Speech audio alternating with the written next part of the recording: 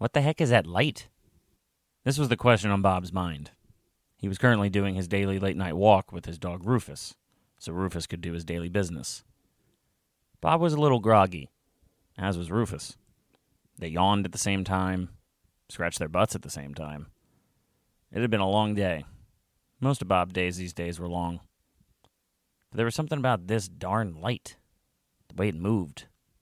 Up, down, side to side, so quickly. He was a little sleep-deprived, even though he had gotten a good night's sleep last night. That's just how Bob felt recently. Foggy. And groggy. But he was pretty sure this light up in the sky was not a light.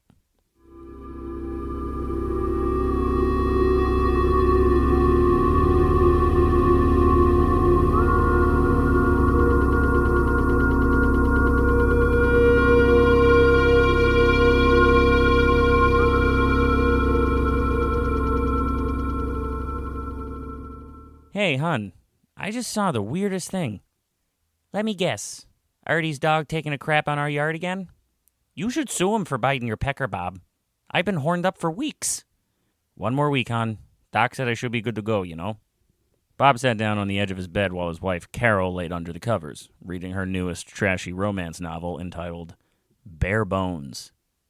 Rufus has been taking the biggest poops lately, Bob. I think it's all those biscuits you keep giving them, you know? Bob was shaking his head, deep in thought. I'm telling you, hon, this light that I saw, the way it was zigging and zagging, I never seen anything like it before, hon. You're probably still hopped up from all that whipped cream. Now it's making you see funny. I told you not to have thirds, Bob. What can I say, hon? Bob began sliding his hand over the covers towards Carol's feet. I can't get enough of your pie. Carol playfully smacked the top of Bob's hand while continuing to read Bare Bones. Don't even think about it, Bob. Stick that cannon back into its holster, mister. Yes, ma'am. Bob turned and got under the covers, taking another big yawn before reaching over to turn out the light next to his side of the bed, while Carol continued to read. Night, hon. Night, Bob. As Bob closed his eyes and lay there for a moment, he couldn't help but say it one more time. There was just something about that light.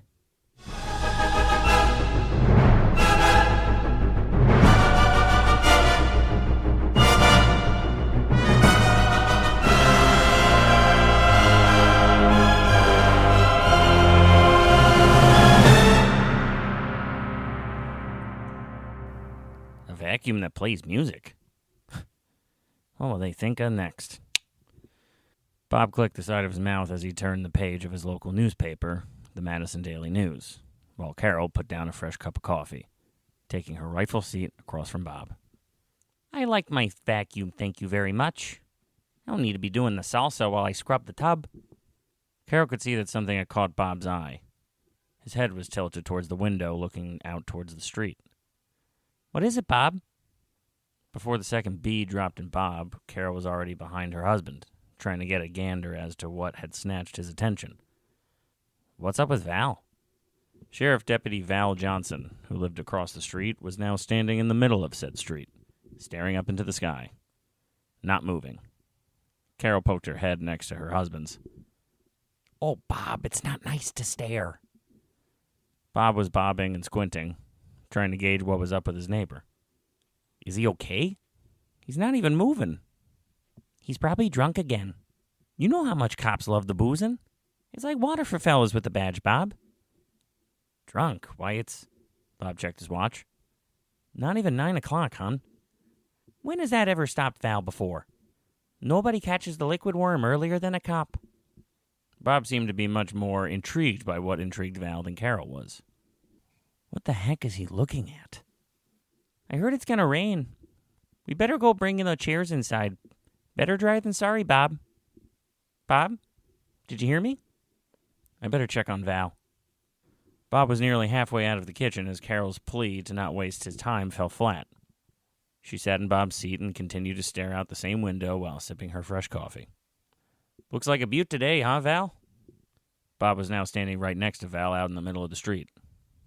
Val, wearing his green camouflage shorts, yellow flip-flops, and navy blue Air Force cut-off t-shirt. Most notable about the wardrobe was his lack of sunglasses, even though he seemed to be staring directly into the sun. Bob tried to gather his attention again, but to no avail. "Did you see something good, Val? Maybe a bald eagle? Do they fly around here in Minnesota? The bald eagle?" Val did not budge. His warm greeting fell on deaf ears. Bob was trying to stare in the direction of the sky that he thought Val was aimed towards. All he saw was endless blue. It's as if Bob wasn't even there. "Probably not great for the old eyeballs to just be staring at the sun like that, Val. Might want to at least toss some sunglasses on. Better safe than sunburned, am I right?" Val very slowly raised his finger up toward the sky. When he spoke, it was almost in slow motion. His words seemed to drag through the air between them. "It's following me." Bob was doing double takes between Val and the big blue sky. "What's following you, Val?" He slowly took his finger back down toward his side. This time, when he spoke, the words deepened. Bob could feel it reverberate in his own gut. "Everyone thought I was crazy. Heck, even I thought I was crazy. 1 year ago to this day, August 27, 1979, right here in Madison. I was driving along, real late, 1 a.m. I believe, and I saw this light coming right at me. So I swerved. Next thing you know, I wake up in my patrol car, blurred vision, radio and lights won't turn back on. Hood of my patrol is all burnt up. They told me to take a little vacation. Said I was probably just burnt out. But I knew it'd come back." Bob was still looking back and forth between Val and the sky, trying to see which one would move first. "What'll come back, Val?" Val began to slowly take his head down from the sky, now looking straight ahead. His movements, although subtle, felt unnatural. His posture slunk. Val had great posture. He took pride in it. His time as a policeman taught him to sit upright, among many other things. Bob could feel Val slowly turning his head towards him. "It sees me." Bob asked a question, not so much for the answer, but just to be polite. "What sees you, Val?" Val uncorked a tiny smile out the side of his mouth. "It sees you too, Bob." Val's eyes, they were black. He smiled. His teeth were black, too. Bob let out a yelp. It was so jarring that he fell backwards onto the street. Carol was sprinting out of her house towards Bob. "Bob, are you okay?" Bob was still on the ground, clutching his chest. "Me? Yeah, it's Val. Look at his eyes." They both turned to look up at Val. His eyes, they were green. He smiled, showing off his pearly tic-tac whites. "Hey, Carol. Gonna be a beaut today, huh?" Carol didn't know who to be more concerned about, so she kept her gaze fixed onto Val. "You okay, Val?" Val continued to speak, but the rhythm still felt off. The words were calm, but sprawling. "Me? Oh, sure, I'm right as rain, Carol. Speaking of rain, I hear we might get some sprinkles in this weekend. Might want to bring in your patio furniture. Better dry than sorry, am I right?" Val clicked with the side of his mouth, similar to the click Bob had unleashed about 5 minutes prior when reading about the new vacuums. "Have a fine day, folks. I'm going to go return some videotapes." Val turned and walked towards his house. Bob, still lying in the middle of the street. Carol, still hunched down towards him. They both watched their wacky neighbor go into his house and shut the door behind him, in dead silence. Until the honk. They both yelped, clutching their chests in pure panic. They turned to see who it was. "Artie!" Carol shouted. "You nearly gave me a heart attack." Arthur, similar in age as Bob, but with a bigger gut and an obvious wig, was standing half his neck out the driver's side window to get a better view of his neighbors lying down in the middle of his street. He was wearing his Twin Titties t-shirt, featuring a cartoon version of Sally Field on the cover giving 2 thumbs up while wearing a white tank top drenched in beer. I could have run you over. You're lucky I'm not tanked. Sorry, Artie. Bob apologized as he stood up with a little help from Carol. You should slow down, Artie. We got kids around here. Carol exclaimed as they began to make their way back towards their token suburban one-story home in the middle of his idyllic American white picket fence street. Hey, Bob, you coming over for the game? Artie belched, loudly, as soon as the word game left his mouth. You betcha, Artie. Enthusiasm was not exactly bubbling up as Bob said it. Bob was too friendly of a fella to tell Artie no, even if he hated watching games with him and the dog that bit his pecker. I'll see you then, Bob. Hey, Carol, can you bring over some of them ribs? The ones with the... Artie smacked his head on the top of the driver's side door, then let out a loud, son of a... As soon as the front door of their quaint suburban home closed, Carol asked her husband, You're going back over there? After his bloodhound from hell bit your pecker? Oh, he means well, hon. He's just a little kooky is all. He's a lot more than kooky. Bob, he's a bottom-shelf bozo is what he is. Him and his hellhound. Oh, Carol. Está un poco solo, eso es todo, desde que falleció su esposa. Carol froze in her tracks as Bob continued to head towards the bathroom, running the shower. Since when do you know Spanish, Bob? Bob spoke over the abnormally loud shower stream. What's that, hon? I said, when do you know Spanish? I gotta call Martin about this dang shower stream. It's like a thunderbolt in here. Carol shook her head. She'd had a long day already, and it had only just started. Time for errands. I'm gonna go shopping. I'll see you later, Bob. What's that, hon? It's like D-Day in here. Sounds like the beaches of Normandy. Carol didn't even respond. She had about 5 too many errands, and yelling at her husband as he tried and failed to fix the shower stream was not one of the 5. She was out the door quickly.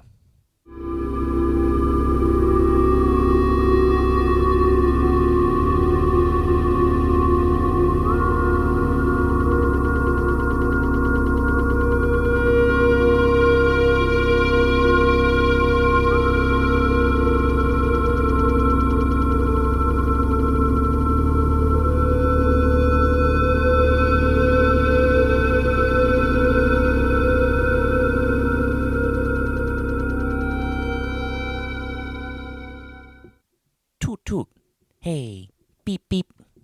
Toot toot, hey, beep beep. Toot toot, hey, beep beep. Carol was in quite the musical groove while belting out Bad Girls by Donna Summer as she rounded the corner onto her street. Her excitement to continue this killer car karaoke was upended when she stopped the car dead in its tracks. Oh, what the heck now? She got out of the car. Bob? Bob, along with Val, were standing in the middle of the street, staring up at the sky, which had now turned into a vibrant pink. Carol walked up next to Bob, away from Val. What are you two doing? Bob wasn't budging. He was staring, dumbstruck. Minnesota mouth wide open, head tilted back, as if he was waiting to be fed from his baby bottle. Val was even more still. Their eyes seemed locked into the same imaginary line in the distance. Carol lowered her glasses and tried squinting. Maybe this is some kind of 3D painting situation, where the key to seeing whatever the heck it is she was supposed to see was the right amount of squint. It sees me, hun. What sees you? Ah, jeez, Bob, are you tanked? Where's Artie? That rascal.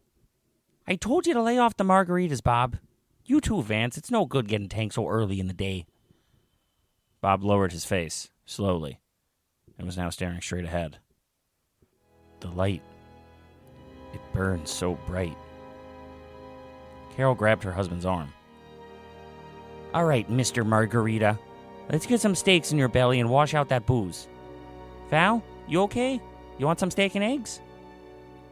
Val slowly lowered his head and turned it towards Carol. He uncorked an ominous smile. It sees you too, Carol. It sees inside of you. Carol took a beat and then said, Good talk, Val. Pleasure as always. Come on, you. As she whisked her husband away back towards their picket fence suburban house.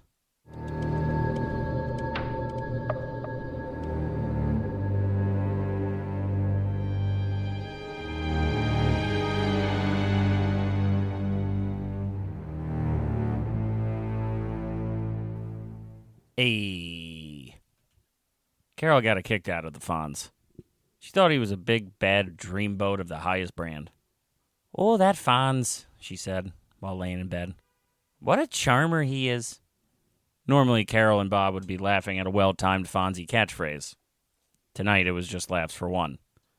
As Bob laid in bed staring ahead, but not at the TV, it was as if he was staring at nothing. You okay, Bob? She put the back of her hand onto Bob's forehead. Oh, geez, Bob, you're burning up. Let me get you an ice pack. Bob didn't move or speak as Carol got up out of bed and headed into the kitchen to grab ice. As she wrapped the ice pack into a hand towel, a knock at the front door spun her around. Oh, for Pete's sake. When she opened the door, it was Artie, holding a six-pack of Bud. Hey, Carol, is Bob home? Hiya, Artie. Yeah, but he's not feeling too hot. Artie was now wearing his Minnesota Titties t-shirt. It was Sally Field and Jane Fonda wearing beer-drenched white T-shirts, big smiles, and Louisville Sluggers. Not feeling hot. Who's going to help me crush these Budweisers? Sorry, Artie. Bob is staying in tonight. As Carol tried to close the door, Artie stuck his face closer. Hey, Carol, let me ask you. Have you noticed people acting a little kooky around here?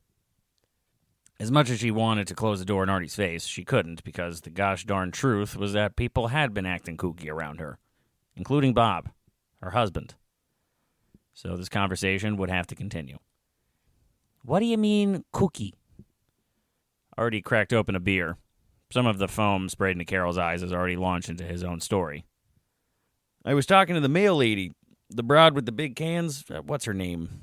Mildew? Mildew? Carol asked, with a complete lack of comprehension.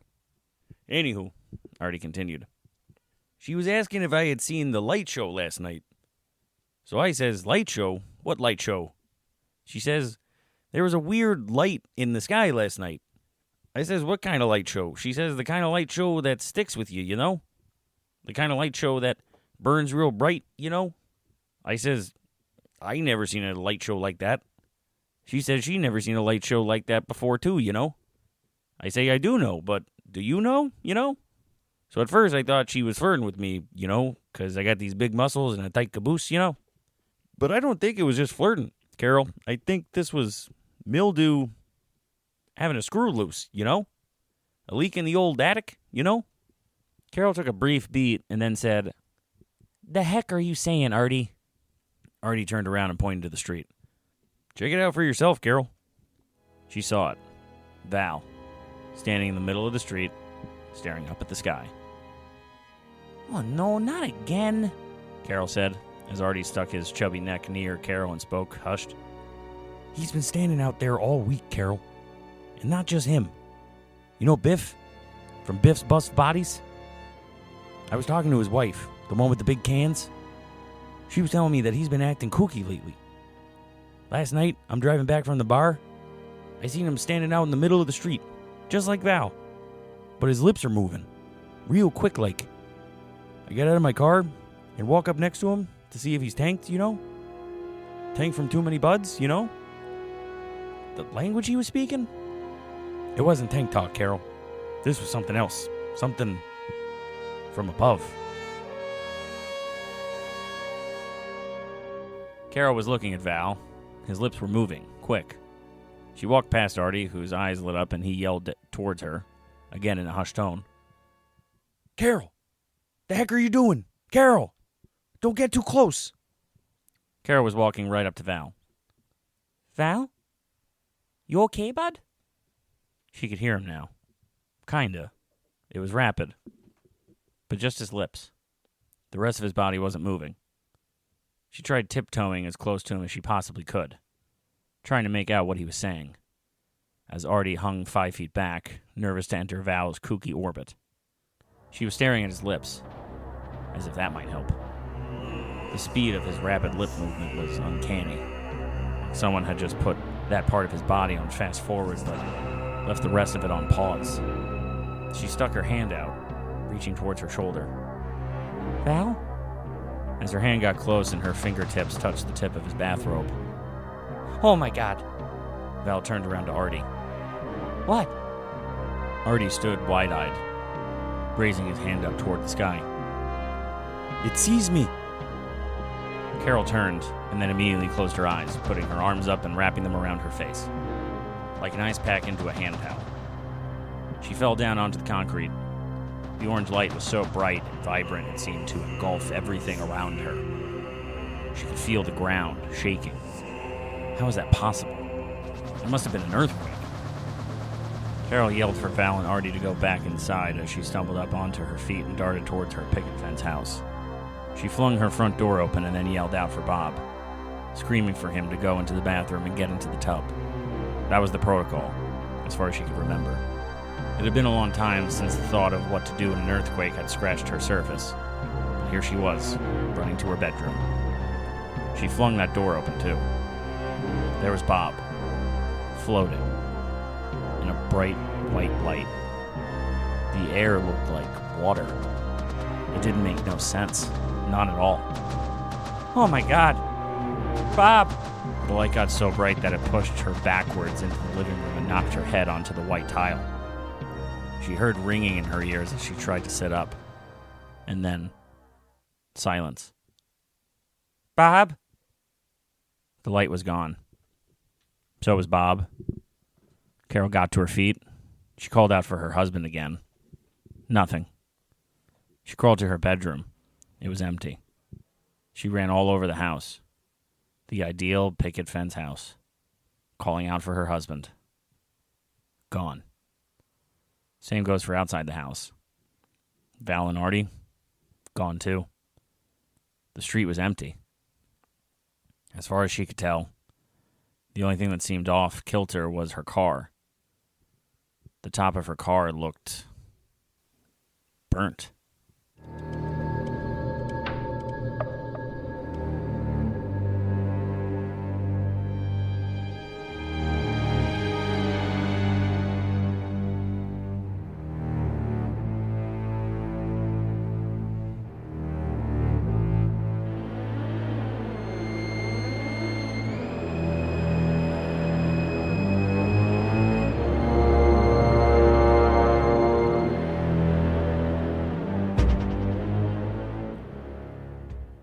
Starting over is never easy. But that's what Carol thought she had to do. Especially when she found out that she was pregnant. 6 weeks later. It didn't hit her at first. The timing. In fact, it wasn't until months later that Carol even thought about it. The odd timing. How did she get pregnant? Her and Bob had not been intimate for about a month prior to his disappearance. He'd been bitten by Artie's dog in the crotch, and the doctor told him to avoid any downtown action for at least 6 weeks. As tough as it was to lay their hands off each other, Carol and Bob did just that. So the question that popped into her head as she packed up her life and drove across the country was, how in the heck? A miracle, she supposed. The disappearance of Bob, Artie, and Val remains unsolved to this day. Maybe this was cosmic karma. She'd never know what happened to her husband, where he went, what happened to him. But she had a piece of him growing in her belly, and she supposed that was better than nothing. It was sad to leave Minnesota behind. But she heard Cannon Beach, Oregon was a swell place to raise a family. So that's where she went. 9 months later, out came James. Jimmy, for short. Everyone had their theories about what happened to Bob, Val, and Artie. There were all sorts of UFO sightings during that time period in the late 70s, especially in Minnesota. It all seemed too nuts for Carol. She was never one for the sci-fi, the unexplained and whatnot. Not a day goes by she doesn't think about Bob. Sometimes when it's real nice out, she'll look up into the sky and wonder if he's looking down at her, from wherever he is. At least she has Jimmy. He reminds her of his father sometimes. Other times, he was always a special boy. One time, she came home from work and saw him in his room. He was whispering something. She couldn't tell what it was. She was trying not to disturb him because she thought he might be sleeping. But he wasn't sleeping. He was wide awake. It's just The only thing that was moving was his lips. Jimbo? Carol said lovingly. You okay, hon? Jimmy turned around. He couldn't have been more than 5 when he said it. But she'll never forget it. For as long as she lives, Carol will never forget when he said it. He never said it again after this. But for some reason, on that particular day, at that particular time, he said it. Mom, it sees me.